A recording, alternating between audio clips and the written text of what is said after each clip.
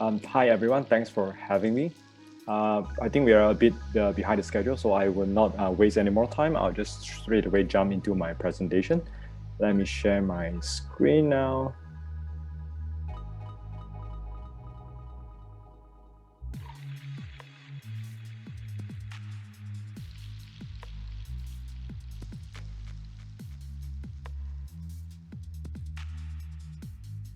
Give me a minute.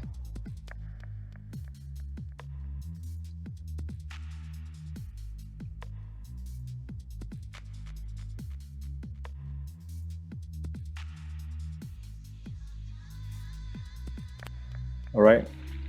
So today I'm going to talk about the elections and data journalism. All right. So a little bit about my company called Datatalk.asia. We are a company based in Kuala Lumpur, Malaysia. So we are trying to help newsrooms and journalists to produce more data journalism, especially newsrooms that with limited resources, right? Small and medium-sized newsrooms. So we provide training, advocacy for open data. So I'm also very involved in the open data movement in Malaysia. And also we do collaboration with newsrooms. I'm still out there, crunching data and trying to do investigations, but using a data-driven approach. So these are some of the newsrooms that you see on screen. These are some of the newsrooms that we collaborate with. All right, today this talk, I have about 30 minutes, I think about 25 minutes now. So I'm just going to give you a very brief introduction, right, on 2 points. Why do we use data in election reporting, right? How can data journalism improve our reporting when it comes to elections? And the second is I'm going to share with you, about a dozen of data journalism projects from all over the world on how they use data, to report on elections, right? So hopefully from those examples, we'll be able to get some inspiration and also some ideas about how we can use data to cover election. All right, so let's jump into the election process. I always like to describe the election. We can divide the election process in 3 different phases, right? The pre-election period, which is the period that is like getting married, right? Who you want to vote for, and the second half of you will be trying to give you a lot of promises, right? To woo your votes, right? To get you to support them, right? And then there is voting and results, right? And this is the period where everybody is very excited, right? Just like, if your wife is pregnant, you want to know whether it's a boy or a girl. So everybody wants to know who is the winner. And after the result is announced, then you will get the post-election period, right? This is also the period where you have to face the reality, right? Who is the winner and what are they going to do for the next, for the next term, right? And this is where, you have the baby and you have to face all the real life issues, right? So these are the 3 different phases in an election. And what can data journalism do, right? So we are going to look at stories using data-driven approach in these 3 different phases, all right? The first one, before election, right, pre-election, right, one of the most important thing I think for media is how we shape the public debate around the election, right? Whether we are focusing on the real issues, the issues that people are most concerned about, or we are talking about, gossips, we are talking about whether this guy is a good guy or bad guy, right? But there are ways for us to use data to help our voters to focus on the real issues, right? So what you are seeing on the screen is actually a project done by Google News Initiative with collaboration with newsrooms in Brazil. This is during the 2018 Brazilian presidential election. So what they do is that they look at Google Trends data to see what people were searching, right, when they want to know about the candidates, right? When you use Google to search for a candidate, what kind of issues, right, they are trying to search on Google, right? So this will give the reporters as well as the public a clue on what are the issues that people are most concerned about, okay? And Google Trends data is public, right? All journalists, all the public can access. And actually you can, on this case, the newsrooms actually collaborated with Google Trends together to develop this project. So this is something that we can learn from. The second here, there are two stories here in this slide.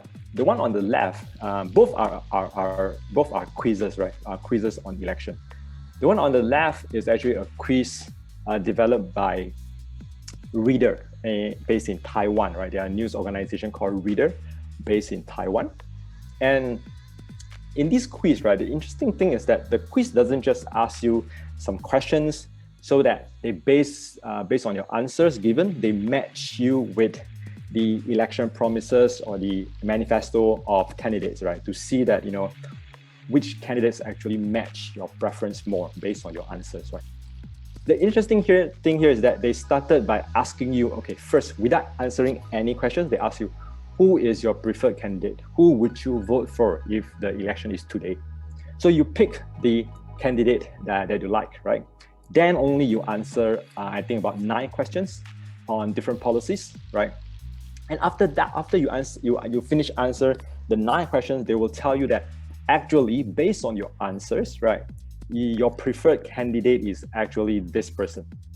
So you can see that how different, right? How is it different from your initial perception, right? You might prefer candidate A because she's a woman, or maybe because you like her personality and things like that. But when it comes to policies, right, based on those 9 questions, right, at the end of it, you will see that, oh, actually you are more aligned with another candidate, maybe, right? So this again help the voters, to aware about, what their preference on different policies and how that match with candidates. It's not just the personal attraction, but also based on policies, right? I think it's a very smart quiz to do that. And the second quiz that you see on the right-hand side of the screen, it's actually a quiz done by Washington Post for 2020, the presidential election in the US. Again, it asks about 20 questions. I think it's a long quiz. And once you answer those questions, it will tell you, which Democrat candidates actually is your preferred choice, right? Based on your answers, right? This happened when they are doing the primary election, right?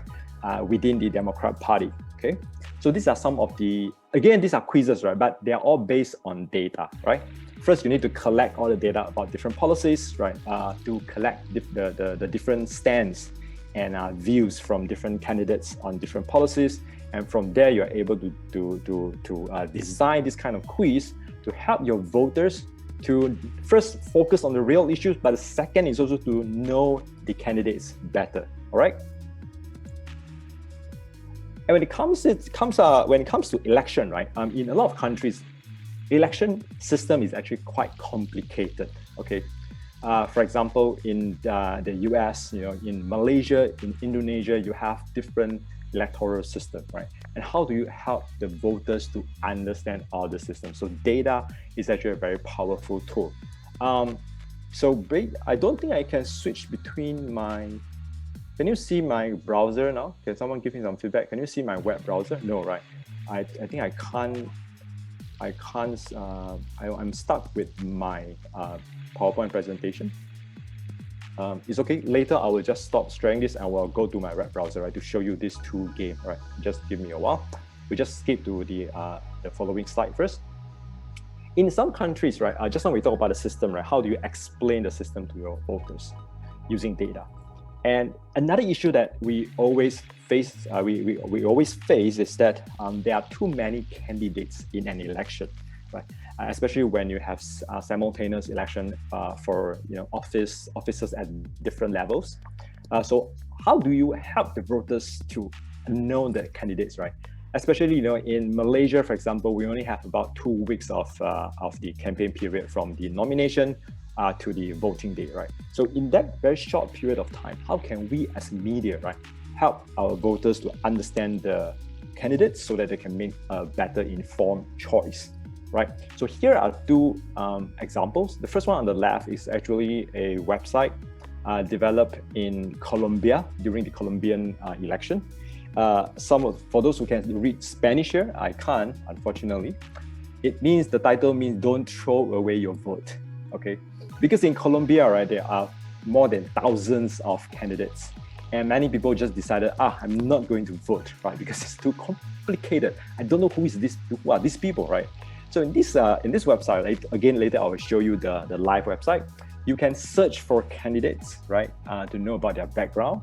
But most importantly is that the journalists actually look through all the profile of the candidates. They will be able to tell you whether they have any criminal records, whether they have been investigated for corruption, for example, and how much is their asset, things like that, right, based on public data. So what they did is they compiled all the information, and they built a public database that for voters, to search the database, right? On the left is a project developed by BBC Indonesia for the elections in Indonesia, right? It is about political dynasties, okay? So if you search for different areas, electoral areas in Indonesia, and you search for the candidates, you'll be able to see, whether they have other family members who are also in the administrations, whether they are the sons or daughters of previous presidents, or governors, things like that, to show that how these candidates, they have the advantage because they are they have this family support, and they are in a political family. Okay, the same project was also done by Taiwan, a Taiwanese website called Reader. This one on your right hand side. So in Taiwan, you'll see that cronyism as well as these kind of political dynasties are also everywhere. Okay, so you will see that this chart, right? You'll see that the blue color, the circle, means how many times this candidate has been elected, right? If there's one circle, which means one time. But if you look at the orange color circles, right, that means how many times the direct family of this candidate has been elected, right? So you can see that the first candidate, right, although he was only elected for one time, but he has family members that were elected more than 10 times, right? And this is the orange color means direct family members. The red color means extended family members, like the cousins, the parents-in-laws, and things like that, okay? They actually compiled the data by looking at records starting from 1940s, okay? They collect all the records and have to verify themselves, because we know that, family and this kind of kinship, is very hard to verify, right? When they don't share the same last name, or they don't have the same family names, right? You need to verify it, right? Yeah, this is what the database they have built. On the left is a very interesting project that I like a lot. It is developed by Reuters, the Reuters graphics teams in Singapore. It is about India elections, right? I don't think I want to explain here. Later, I'll show you the website, right? It's very interesting. Okay, just now we talked about helping the voters to understand the electoral system as well as the candidates, right? So another very important issue is, of course, political financing, right? Where do the candidates get their political funding, right? And there are different ways we can use data to help to raise the transparency on this issue, right? So here are 3 examples that I want to share with you. The first one on the left is actually a game developed by the, I think, United Daily in Taiwan, okay? You can play the game as a candidate, right? And you can decide how much money you want to spend to buy, for example, advertisement board, to buy, to give out free face masks, to give out other freebies, and you total up them together and you see how much you have spent. And then they will use that number to compare against the real expenses by candidates, right? So through a game, you're able to learn that, to win an election, you actually have to spend a lot. And the next question is, of course, so where do they get the money, right? And that's become interesting. The second story also developed in Taiwan, right? Because Taiwan just had their elections not long ago, so there are a lot of good examples from that country. The second, the one in the middle, is actually a crowdsourced project, right? They ask voters or the public, right, to snap photos of advertisement signboard, the huge one, the giant signboard, and send to them, right? So they are able to collect all these different signboards, around the cities, around the nations, and from there they are able to calculate, to estimate how much money you actually spend, right, to put up all these different signboards. Okay. is very interesting, then they build this database for you to search them. The third one is a recent news game developed by Malaysia Kini. I think it was 2 or 3 weeks ago, right? This is not specifically on election, but it kind of explains to you how much money you can spend, how much allocation you can get from the governments, if you are a government's MPs. MPs means parliamentarian in Malaysia. And and you will play the game, and when the voters will come to ask you for money, whether you want to spend that money, when there is a disaster in your area, do you want to spend the money to build a relief center for them, or you want to give out the money and things like that, right? So again, it is a way to let voters understand that actually how much money each representative can get from the government, and what are some of the considerations when they are spending those money. Okay. Right, the other two projects, right, that I also like a lot. The one on the left is actually developed by a organization in the US called Trace. What they did is that they are tracking the political donation by NRA, right? NRA is the National Rifle Associations, which is, advocating for the rights to have guns, in the US. And we know that gun violence is a huge issue in the US.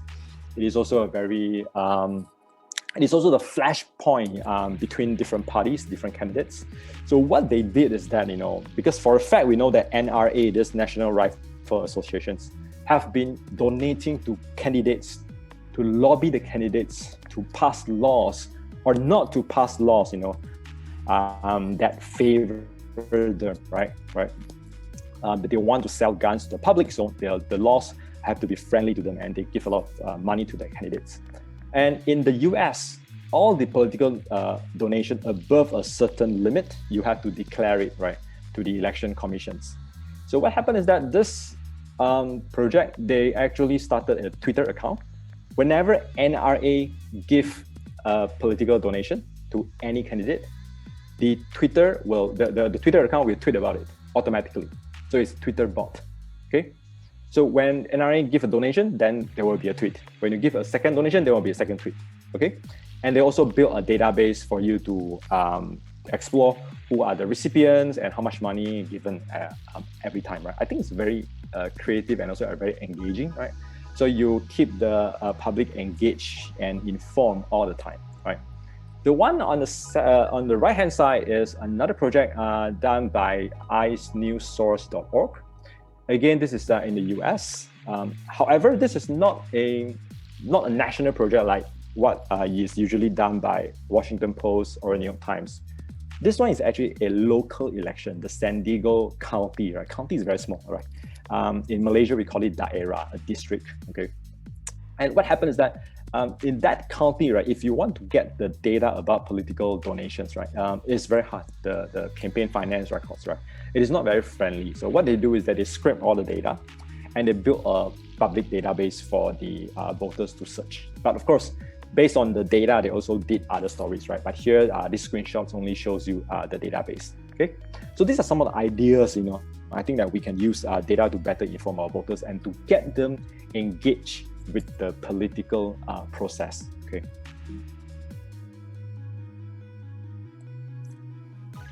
So now from pre-election period, now we are coming to on voting day, right? So besides from the live reporting of electoral results and things like that, what else can we do, okay?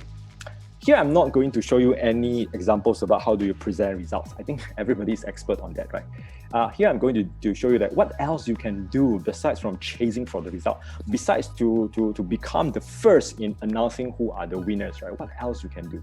So this is a project called Election Land in the US. This is the second time. The first time it was done, it was in 2016 presidential election, and then 2020 they repeated again, right? So what happened is that they got together over 1,000 journalists. Okay, 1,000 journalists from different newsrooms. There are national newsrooms. There are also local newsrooms to work together. They also work together with Google as well as other technology platforms. So what they do is that they want to track what are the issues, what are the challenges that voters face when they want to cast their vote on polling day. okay? And they use they use both conventional and more technical approaches to do that, right? The conventional is that they have hotlines, they have numbers, right? Not just for the national newspapers, but all the local publishers, local newsrooms that join this project, right? They will give their own local hotlines and WhatsApp number, for their local residents to report to them if they encounter any issues, right? For example, long queue. For example, that they could not find their names, on the record, so they couldn't vote, right? Those kind of issues, right? On the other side, the technical part is that they actually work with Google, and Google use the Google Trends data. For example, what are people searching online to fit them, For example, all these small dots that you see on the maps, right? If you browse over each dot, the dot will actually tells you that, there is an increase of searches. For example, this one in Lake Montezuma, Arizona, right? You can see that it says that, people are searching for riot, right? So this will give an alert, okay, what is happening there? And then they can inform their local partners, the local newsrooms based in that location to check out, what is happening, right? So you are using internet data, you're using Google data to help you to know what are the issues happening on that day. Why are they doing that? Because using this, right, they are able to address some issues on the same day, right? For example, in the morning, if there was a problem about long queue in a certain county, right? And if you report about it, right, the administration would have to act faster to address that issue, right? So the whole process is actually to not just record what is happening on that day, but also help to address some of the issues faced by voters, okay? So this is not just on election results, right? So I think this dashboard is just one part of the whole project. The whole project actually involved, different local newsrooms reporting on their local incidents based on the data given by Election Land, given by this project. It's a huge data project. They compile data from different sources and they share with all the partner newsrooms in this project so that they can act immediately on any incidents on that day, right? Another thing that we can do during the voting, of course, this is actually before the voting day, is to do fact check, right? To fact check the claims made by candidates. I think our Indonesian friends have been doing a great job. In 2019, they have this live fact checking collaboration, huge collaboration, with dozens of newsrooms to fact check the presidential debate, live debate, right? And it might sound sexy, right, doing live fact check, right? But actually, the traditional fact check is actually good enough, right? If you look at the screenshot on the left, this is actually a newspaper in Kenya. It is called The Nation. They have a project called Newsplex. It's their data desk.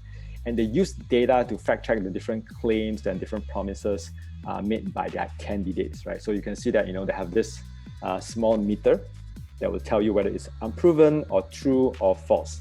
All right. So again, this requires data claims. We need to counter check with the data. Okay. Right now, election is finished. So now it's post-election, right?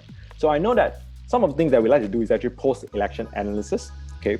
To look at the voting trends, right? So not just the voting results or which party has improved their result, which party did badly and things like that. But it will be interesting if you can compare the electoral results with demographics data, right? So for example, here, this is a story by Bloomberg, right?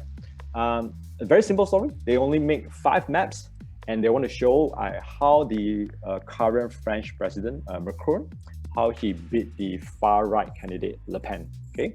So they compare the electoral results with unemployment as well as education degrees, right? And it shows you a very clear trend that, in areas where unemployment rate are higher, okay, they tend to vote for Le Pen, right, the far-right candidate.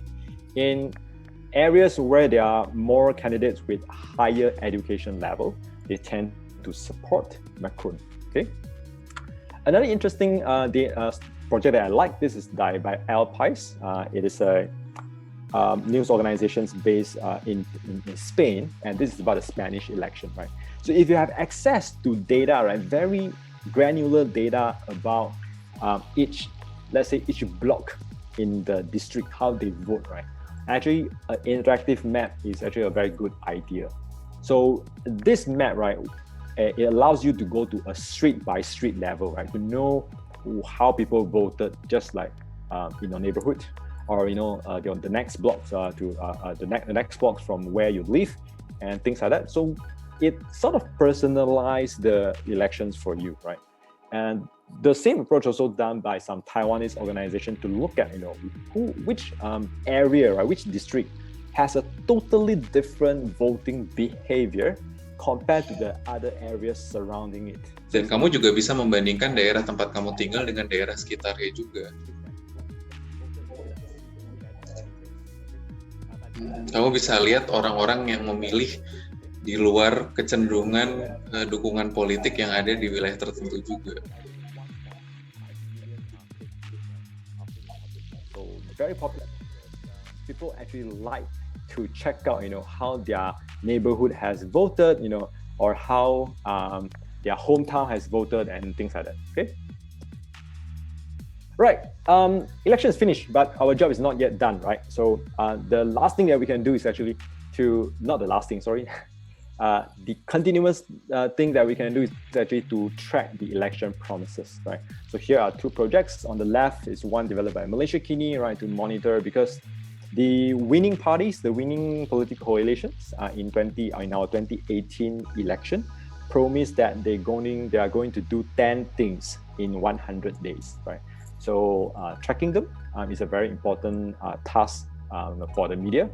On the right-hand side, you can see that this is by Polity, based in the US. They already started the Biden Promise Tracker scorecard on the first day when the new president was sworn in, right? They already started, right? Trump is the old story, right? They are now tracking the promises by the new president, and this project will be ongoing for the next 4 years, right, until the end of his term. So I think democracy is not just about election. Democracy is a long-term process. So I think we, as the media, it's our responsibility to make sure that we keep the politicians in check. And so these are some of the projects that we can do. Okay, let me just stop for the slides, and I'll just switch to web view for a while. Okay, I can finish it in 5 minutes, no problem. Just give me a minute. Yeah, just to show you some of the projects that just now I mentioned, right? This is the first one by 538 to explain the complex issue of redistricting in the US, right? We call it gerrymandering, right? It's how you draw the boundary of the constituencies, okay? They actually try to explain it by telling people that how you draw the boundary will affect the results, right? So this is the current boundary, right? You can change the option. If you want the Republicans to win big in election, you can redraw the districts so that the Republicans will win most of the constituencies, right? If you want to favor Democrats, this is how you can redraw, right? The boundaries of the different seats, right? And there are some other options, right? I think this is a very powerful way to make people realize that, so it's not a fair game at all, right? It depends on who is given the power to draw the boundaries. And based on the way you draw the boundaries, you can decide which party win in an area, okay? The second game that just now I mentioned to explain issues about electoral process is one game that I developed together with Malaysia Kini. This was before the last election. So how powerful is your vote, right? I'll just show you how can you do this. You have to pick where you are voting. So for example, I vote in my hometown called Batu Pahat, and you pick an opponent. These are all real politicians in Malaysia, all right? So I just pick this guy. So you're going to fight with this guy, and you win or you lose depends on your constituency, right? The area that you vote. So how did I lose? Right, because my component, he's the MP for Putrajaya, which is the administrative capital of Malaysia. And in Putrajaya, you only have 18,000 voters, right? But you elect one MP, one member of parliament. And the constituency where I was voting is Batu Pahat. We have 90,000 voters, right? It's 5 times more voters than Putrajaya. However, in Batu Pahat, you also get to elect only one member of parliament. So which means that my vote, the vote for each voter in Batu Pahat is not as powerful as the vote in Putrajaya, right? Because 18,000 of voters there can elect one member of parliament. But here we have 90,000 of voters. We also elect one member of parliament. This is not fair, right? It's not one person, one vote. But how are we going to explain these issues, to young voters and also to first-time voters? That's why we designed this game to help them understand, right, this issue, right?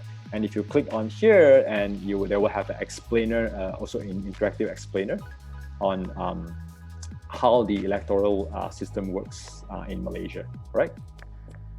This is the game that I mentioned, Spend Like an MP. It's about political spending, okay? So I just demo to you, you start it. And you can choose between two parties. One is durian, one is monkeys. Okay, the durian and, okay, let's say I want to do monkeys party, which is the opposition, right? And then you continue, okay, right? And you have this money here and you have to maintain your popularity, all right?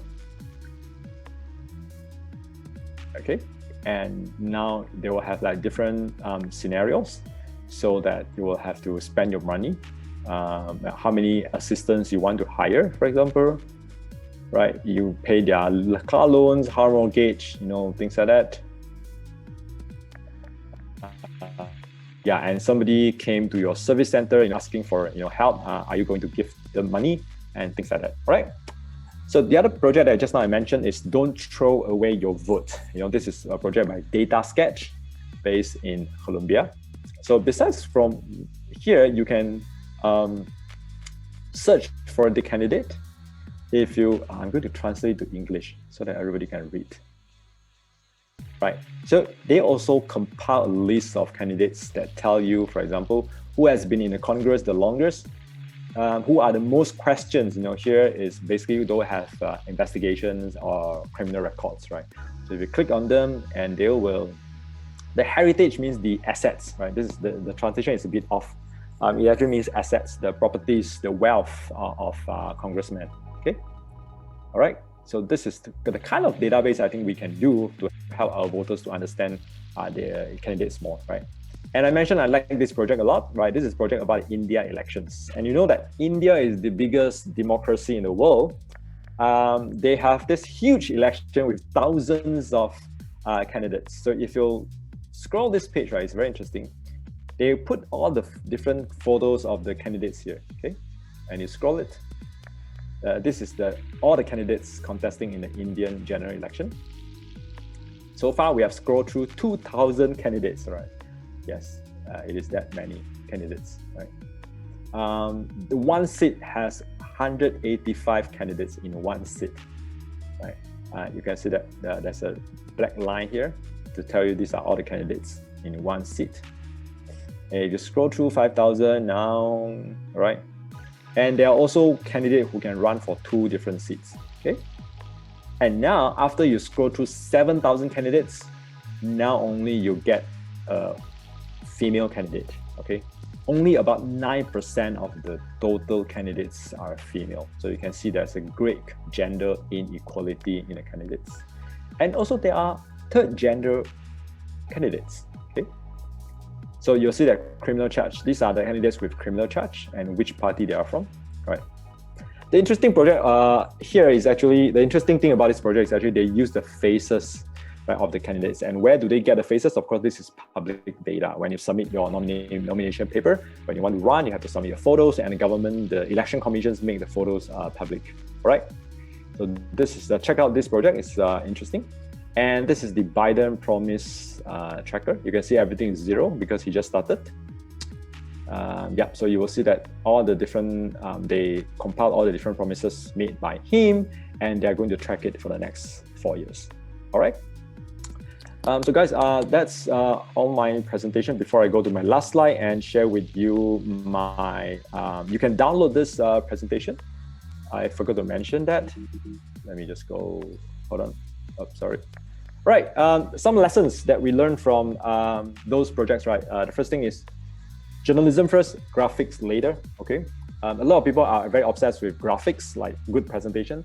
Here, when we are talking about election reporting, I think journalism is the most important one. How we can use journalism to inform the voters so that they can make better decisions, and how we can use our journalistic skills and approaches to keep our politicians in check, right? And the other thing I want to mention about Datatalk.asia is that, it's a good initiative because we are sharing data, right? But however, I hope that in the future, there will be plans to go beyond just data sharing, right? Because for election data, I actually, if I'm a journalist based in Malaysia, I don't actually need data from Philippines or Indonesia, right? Because the data is very different, the electoral system is also very different, right? But I think what can benefit more journalists here is actually if we can share our methodologies, how we report on an issue, how we build something, right? Or the reporting recipe, right? Step-by-step recipe, right? How we get the data, how we analyze the data, and how we build something, and what are the lessons that we learn, what are the best practices, right? I think this one is the next step that Datatalk.asia can look at, right?